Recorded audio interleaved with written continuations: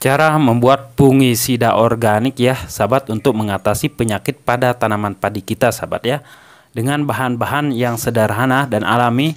Ini alternatif pengganti antrakol sahabat ya. Biasanya 3 kali spray itu penyakit pada tanaman padi kita itu langsung pulih sahabat ya. Ini dia ciri-ciri tanaman padi yang terkena jamur dan bakteri sahabat ya. Nah, ini hampir gagal panen. Nah, seperti ini. Ini sahabat ya, hampir seperti ulat penggerek batang, tetapi ini namanya cekik leher, diakibatkan karena jamur sahabat ya. Nah, ini. Dan faktor yang kedua juga pemupukan nitrogen yang tinggi atau urea yang tinggi. Dan faktor selanjutnya biasanya sahabat pada nama yang kedua ini rentan terkena jamur dan bakteri karena kekuatan pada tanaman padi ini tidak kuat dengan musim atau cuaca panas sahabat ya. Nah, dari itu pemupukan yang berimbang itu sangat diperlukan, yaitu pemupukan NPK-nya ya sahabat, jangan terlalu banyak nitrogennya. Nah sahabat, untuk pemupukan itu harus benar-benar seimbang kalau udah kayak gini. Dan saya akan cari contoh ya ciri-ciri tanaman padi. Nah, seperti ini sahabat ya.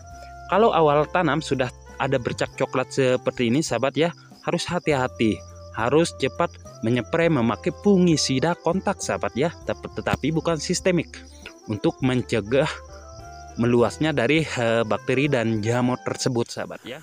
Hai, assalamualaikum warahmatullahi wabarakatuh. Bertemu lagi bersama saya Ogi Gordal sahabat, untuk cara membuat fungisida organik pengganti antrakol ya. Sebab antrakol itu adalah fungisida ya sahabat, untuk membasmi patogen atau penyakit pada tanaman padi kita. Ada 3 bahan sahabat ya. Pertama, di sini adalah belerang sahabat ya. Kedua, garam, dan yang ketiga kunyit sahabat ya. Nah, 3 bahan inilah yang akan kita gunakan sebagai fungisida organik yang mampu mengatasi penyakit. Dan cara pembuatannya yaitu seperti ini. Pertama, lengkuas ya bersama kunyit di sebelah kiri tangan saya, dan sebelah kanan saya ini adalah belerang sahabat ya. Dan setelah itu baru kita cincang-cincang bahan-bahan yang alami ini. Nah, untuk bahan dari rempangan kunyit ini ukurannya itu 1/4 saja sahabat ya, 1/4 per setengah liter entar. Setelah ini baru kita haluskan dengan cara menumbuknya atau dengan cara memblendernya kalau sahabat punya blender sahabat ya. Dan untuk lengkuasnya kita ambil yang agak mudah saja sahabat ya, karena lengkuas ini agak terlalu keras. Nah, setelah ini sahabat kita pisahin dulu bahan yang lengkuas bersama kunyit tersebut, lalu kita masukkan belerang di sini ya. Belerang yang kita gunakan sebanyak 2 sendok. Nah, setelah ini baru kita masukkan air panas sahabat ya, sebanyak kurang lebih setengah liter seperti ini sahabat ya. Lalu kita akan campur ratakan seperti ini. Nah, setelah ini sahabat baru kita masukkan garam ya. Nah, garam yang kita masukkan di sini sebanyak 2 sendok saja sudah cukup sahabat ya. Nah, garam ini bertujuan untuk agar memperkuat dari fungisida organik kita itu dengan pertumbuhannya secara cepat dan maksimal sahabat ya, dan tidak ada efek samping terhadap tanaman padi kita maupun tanaman lainnya seperti cabai, tomat. Nah, setelah ini sahabat baru kita masukkan bahan dari lengkuas dengan kunyit yang sudah kita haluskan seperti ini sahabat ya. Nah, seperti ini. Tujuannya untuk pencampuran secara merata dan memaksimalkan dari bahan-bahan tersebut sahabat ya. Baru kita campur pelan-pelan saja di sini.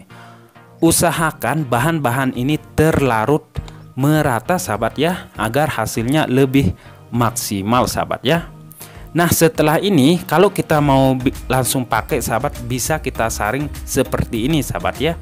Ini bahan ini langsung kita pakai juga nggak ada masalah, itu bagus sahabat ya. Tetapi untuk hasil yang maksimal kita saring dulu seperti ini, dan kita tunggu 1 hari 1 malam sahabat.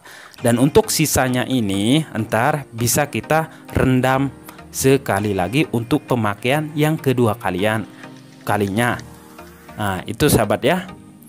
Sahabat, nah ini yang udah jadi dan udah tercampur bagus rata. Nah, untuk lengkuas kunyitnya di sini sudah masuk sahabat ya.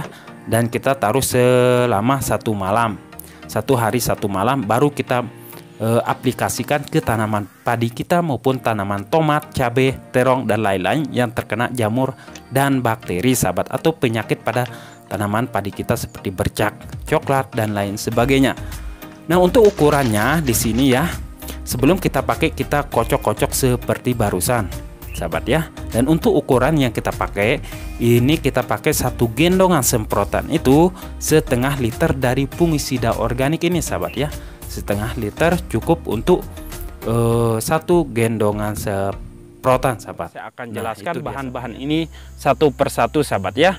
Jamur atau fungi adalah salah satu organisme pengganggu tanaman yang menyerang sejumlah bagian tanaman, sahabat, termasuk tanaman padi kita, hingga mengakibatkan terhambatnya pertumbuhan tanaman padi kita. Belerang atau sulfur ini memiliki sifat anti jamur yang membantu melindungi tanaman dari serangan patogen, sahabat ya, seperti jamur dan juga bakteri.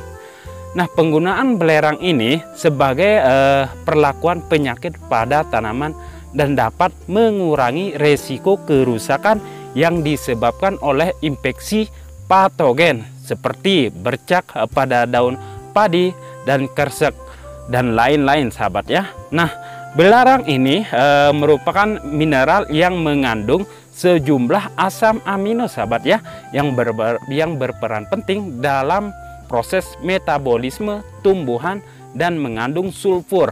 Nah, dan sangat membantu perkembangan pucuk, akar dan anakan, sahabat, anakan padi kita.